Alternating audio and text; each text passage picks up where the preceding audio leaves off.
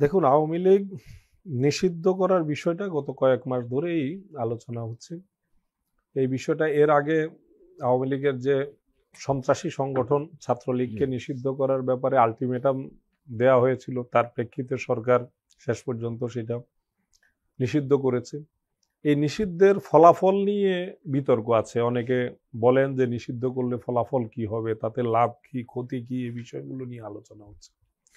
নিষিদ্ধের অন্য কি ফলাফল হবে তার চাইতে বড় কথা হলো, আপনি দেখেন ছাত্রলীগকে নিষিদ্ধ করার কারণে এখন তো নিষিদ্ধ ঘোষিত ছাত্র সংগঠনের নেতাদের গ্রেপ্তার করলে তাদেরকে আইনের আওতায়, তারা যখন নৈরাজ্য সৃষ্টি করছে তাদেরকে আইনের আওতায় তো নেওয়া যাচ্ছে, যেহেতু তারা নিষিদ্ধ আছে। নিষিদ্ধ কোনো সংগঠনের ব্যাপারে তাদের অ্যাক্টিভিটিস হলে কি ব্যবস্থা নেওয়া যাবে সেই আইনে বলা আছে।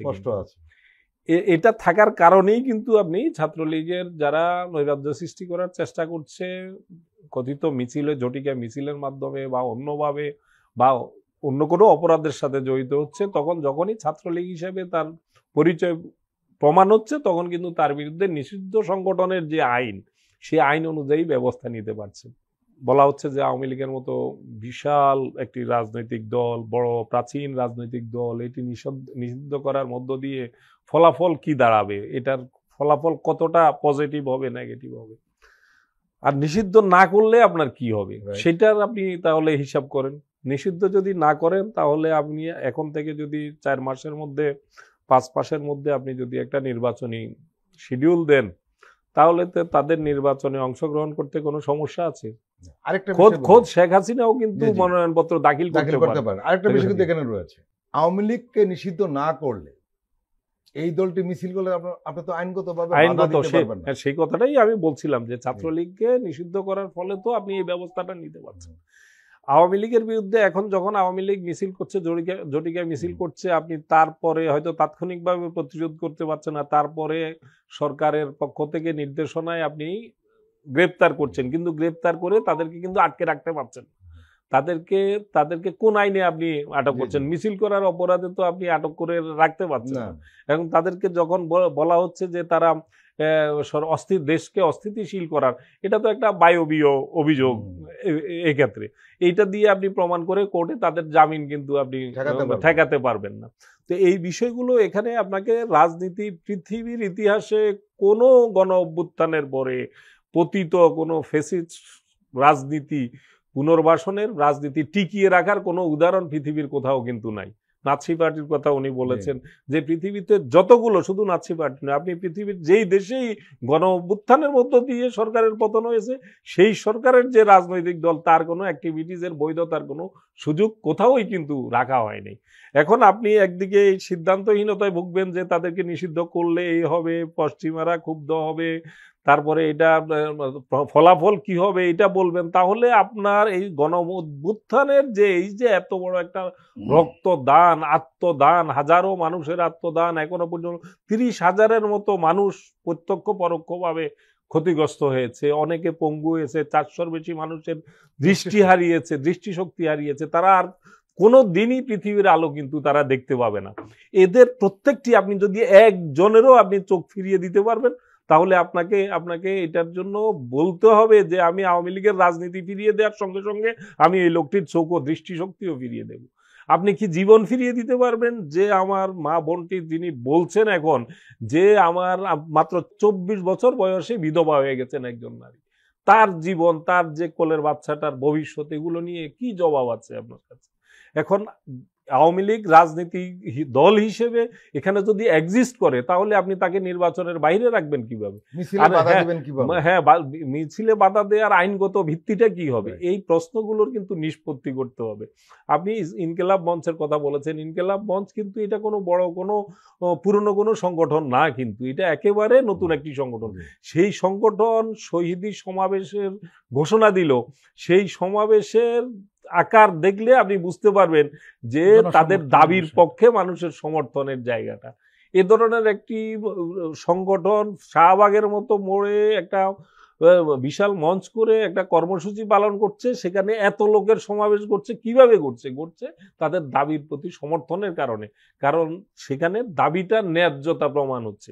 এই জায়গাগুলোকে আমাদেরকে যত তাড়াতাড়ি আমরা অ্যাড্রেস করব ততই আমাদের জন্য মঙ্গল হবে। আপনি এর আগে একটা প্রসঙ্গ এসছে যে নতুন রাজনৈতিক দলের একটি প্রসঙ্গ এখানে এসছে।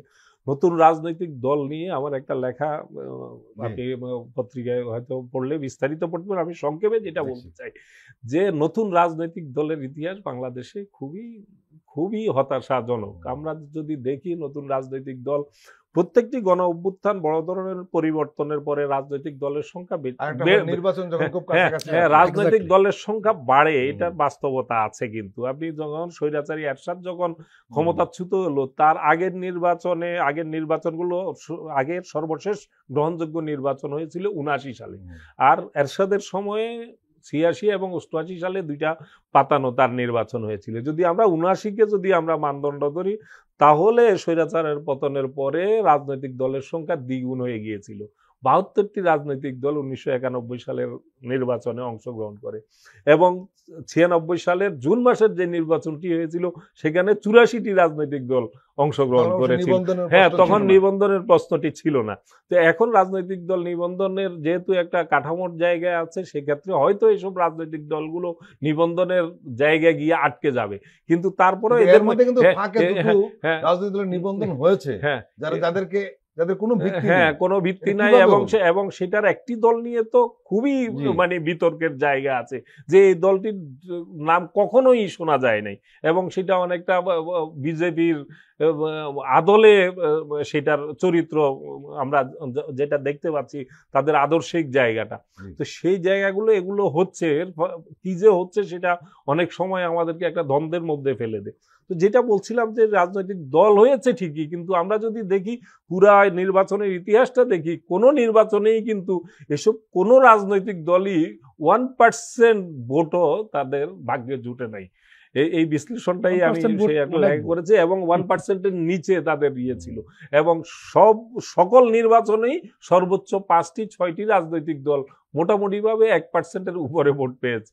আর বাকি সব ভোটই কিন্তু প্রধান রাজনৈতিক 3-4টি রাজনৈতিক দলের মধ্যে সীমাবদ্ধ ছিল।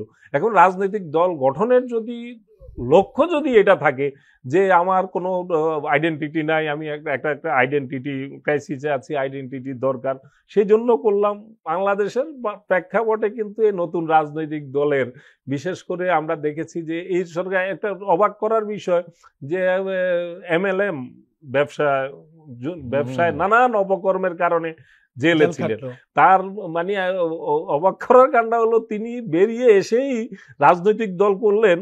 তাকে বিবিসি জিজ্ঞেস করলো কেন আপনি এই রাজনৈতিক দল করলেন? তিনি যুক্তি দেখালেন যে আমার রাজনৈতিক পরিচয় না থাকার কারণে আমি 5ই আগস্টের পরদিন মুক্তি পাই নাই, কারণ সেদিন সব 2-3 দিনের মধ্যে সব রাজনৈতিক কর্মীরা মুক্তি পেয়েছে।